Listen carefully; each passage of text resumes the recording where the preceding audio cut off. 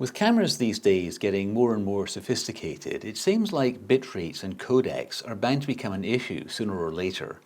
I've talked about both these problems in other videos, but it seems like whatever you do, editing is almost bound to be a problem. Either your files will be too complex or too big to handle easily, or both. Fortunately, there's an easy answer to both these problems, a proxy-based workflow. It's not without problems of its own, but when it works, it can be a real lifesaver. Most NLEs will have a good proxy workflow. I happen to be a Premiere user, and I think that the workflow for proxies in Premiere is neat and easy to use. So I'm going to show you how to get to grips with proxies in Premiere Pro.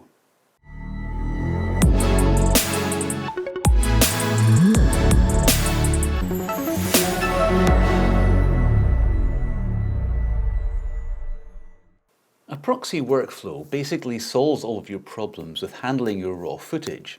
It gives you fast, smooth editing. You can edit on a cheaper, simpler system, and storage isn't a huge issue. You can actually save on fast, expensive storage, as your footage masters can be offline. The big downside to all this is creating the proxies in the first place.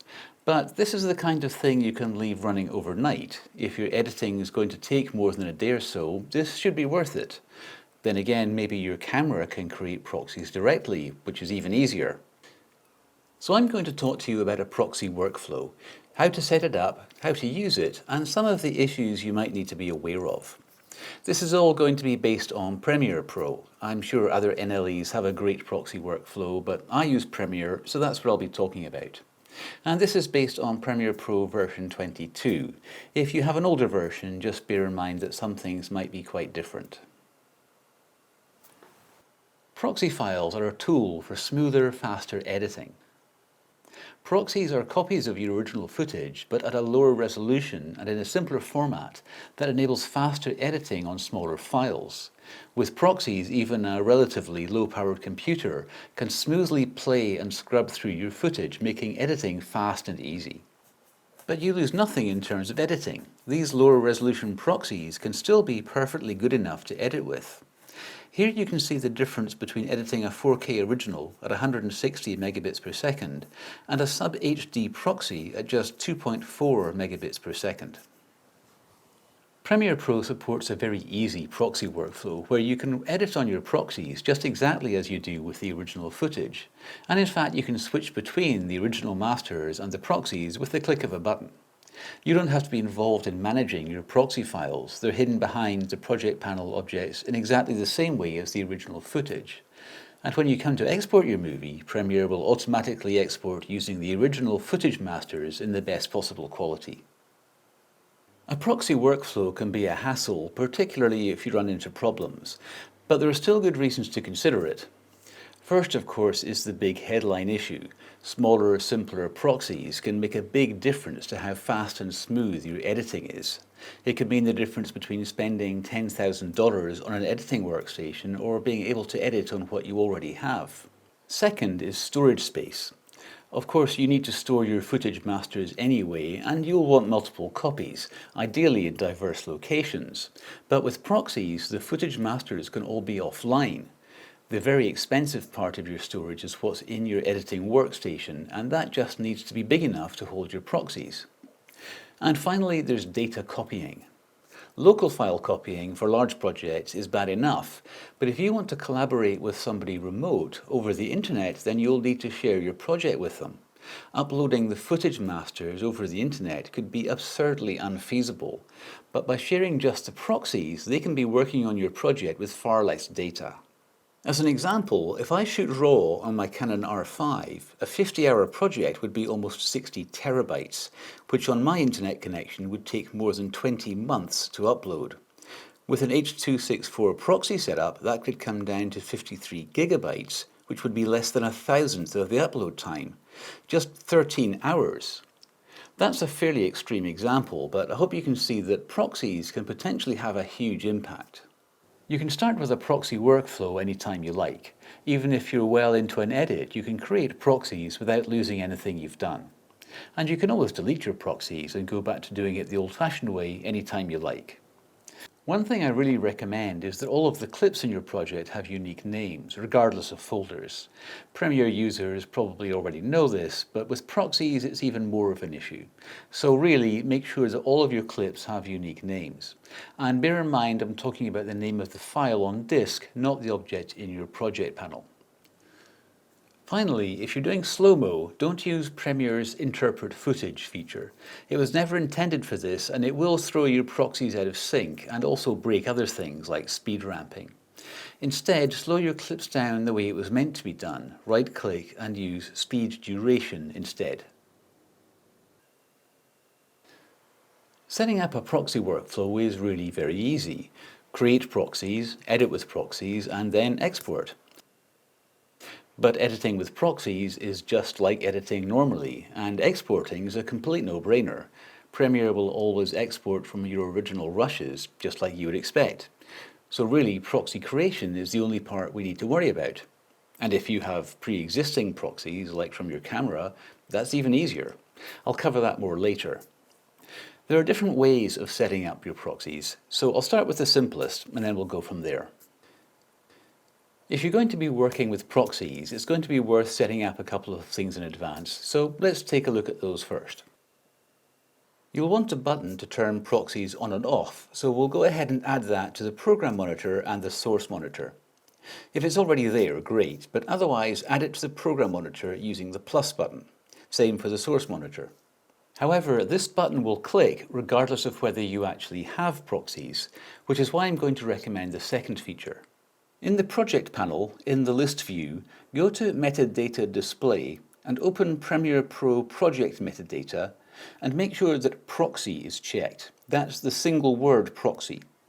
Then drag the proxy column along in the headers until it's in convenient view. This column will tell you whether you have a proxy attached for each individual clip, which can be really handy.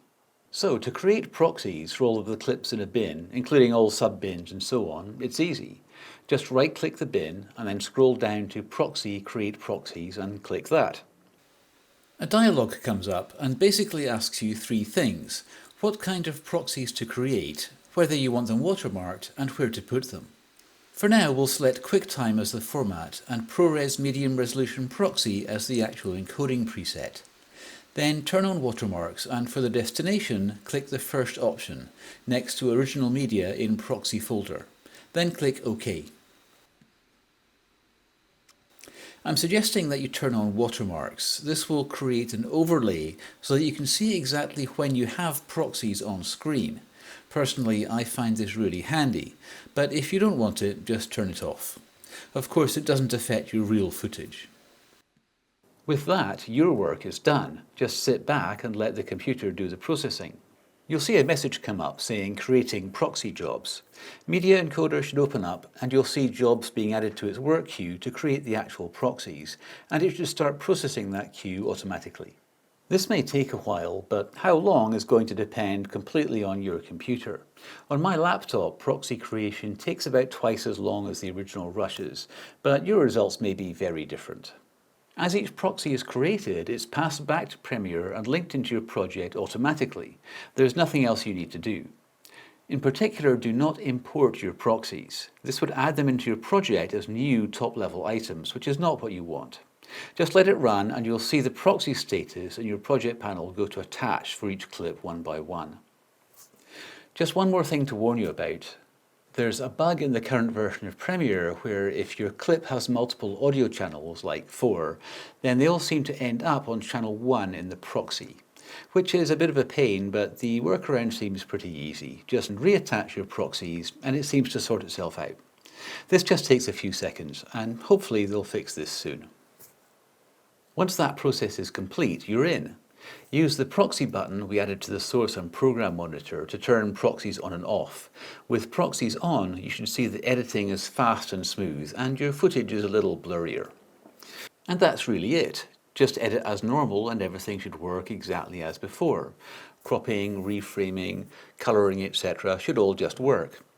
Of course, if you crop hard, your low-res proxies will look fuzzy. Just click the proxy button to check what the effect looks like on the originals. For color grading, you might want to keep your original footage around for reference.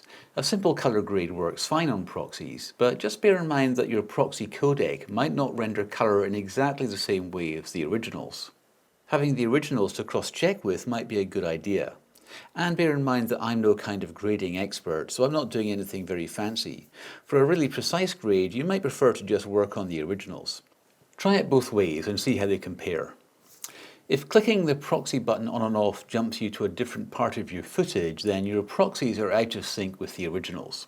Check that the frame rates match, and remember, never use the interpret footage feature of Premiere Pro. Always use speed duration instead. When it comes time to export your movie, don't worry about the proxy button. Premiere knows what proxies are for, and it knows that you want to export from your original footage, and that's what it will do.